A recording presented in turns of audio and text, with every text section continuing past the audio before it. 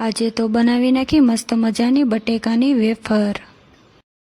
જય માતાજી ને જય શ્રી કૃષ્ણ બધાને। કેમ છો બધા મજામાં ને? તો સ્વાગત છે તમારું મારા નવા બ્લોગમાં। તો આજે તો આપણે બટેટાની વેફર બનાવવાની છે। પછી તો આપણે એક ડોલ ભરીને બટેટા લઈ લીધા હતા, અંદાજે તે 5 કિલો જેટલા હતા। અને પછી તો આપણે એક લઈ લીધી ટોપલી અને લઈ લીધું હાથમાં જે બટેટા છોલવાનું હતું તે ચાકુ। અને પછી તો આપણે બટેટા છોલવાની શરૂઆત કરી દીધી, એક પછી એક એમ કરતાં કરતાં પછી તો બધા બટેટા આપણે છોલીને એક પાણીના ટબમાં આપણે ભરીને ભેગા કરીને નાખવા માંડ્યા।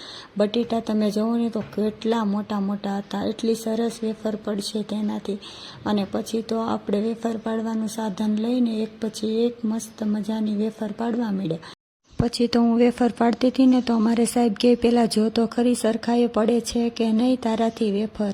પછી મેં કીધું લ્યો તમે જોઈ લો। અને પછી તો થોડા જ સમયમાં આપણે બધા બટેટાની વેફર સરખી રીતના પાડી લીધી હતી। અને પછી તો આપણે બધી જ વેફરને સરખી રીતના 2 પાણીથી ધોઈ લેવાની હતી।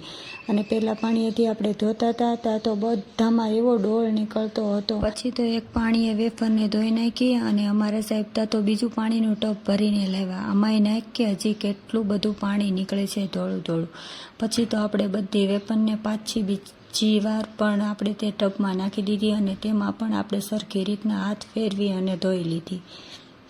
બધી વેફરને સરખી રીતના ધોઈ લીધી। પછી તો આપણે ગેસ માથે ચડાવી દીધું મોટું તપેલું અને તેમાં નાખી દીધી થોડીક ફટકડી નાખ્યા પછી આપણે તો નાખી દીધું તેમાં મીઠું, કેમ કે મીઠું નાખીએ તો વેફર સાવ મોળી લાગે નહીં આપણને। અને પછી તો આપણે થોડા સમય સુધી પાણીને ગરમ થવા દીધું। થોડુંક પાણી ગરમ થઈ ગયું પછી આપણે તેમાં થોડી વેફર અંદર નાખવા માંડ્યા। પછી તો થોડોક સમય થયો તો આપણે બધી જ વેફર એક સાથે આપણે તો નાખી દીધી હતી બધા તપેલામાં। બધી જ વેફર એક સાથે નાખી અને પછી તો આપણે એક જારો હતો ને તેમાં આપણે હલાવી નાખી, કેમ કે અંદર મીઠું અને ફટકડી બધામાં બેસી જાય કે નહીં। ફટકડી નાખવાનું મહત્વ એ છે કે આપણી વેફર છે ને તે કાળી ન પડે। તમે પહેલાં પાણીએ ધોવો ત્યારે પણ નાખી શકો અને વેફરને બાફો ને ત્યારે પણ નાખી શકો। અને પછી તો સરખી રીતના આપણે તો કરી લીધું હરખાએ મિક્સ, કેમ કે મીઠું તેમાં લાગી જાય ને બધેમાં। અને પછી તો આપણે એક વેફર તોડીને જોઈ લીધી તો મસ્ત મજાની આપણી વેફર છે ને તે બફાઈ ગઈ હતી। અને પછી તો આપણે કાઢી લીધી એક ટબમાં પાછી બધી વેફર, કેમ કે પછી આપણે સૂકવવી તો પડશે જ તે। પછી તો ધીરે ધીરે એમ કરીને બધી જ વેફર આપણે કાઢી લીધી ટબમાં। પછી તો બધી જ વેફર ટબમાં કાઢ્યા પછી આપણે જવાનું હતું સૂકવવા। ત્યાં તો ઉપર જઈને જોયું તો અમારા સાહેબે પહેલેથી જ તે ચાદર પાથરેલી હતી।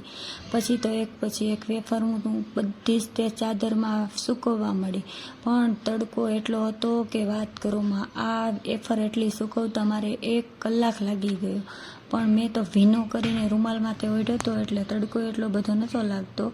પણ આવા તડકામાં બાપરે વેફરનું કામ બહુ જ મોંઘું પડે આપણને।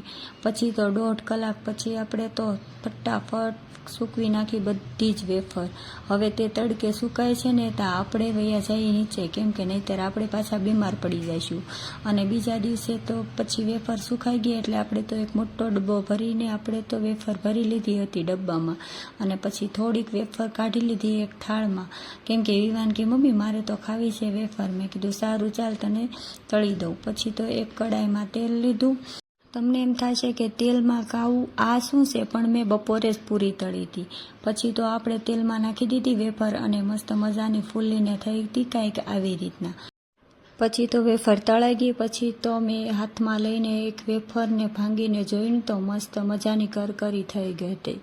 અને પછી વિવાને કીધું લે તું ખાઈ લે વેફર। તો કંઈક આવી રીતના આપણે બનાવી છે વેફર। જો આ વિડીયો ગમ્યો હોય તો લાઈક કરજો, શેર કરજો અને સબસ્ક્રાઈબ કરજો। મળશું આવા બીજા નવા વિડીયોમાં। બાય બાય અને જય માતા।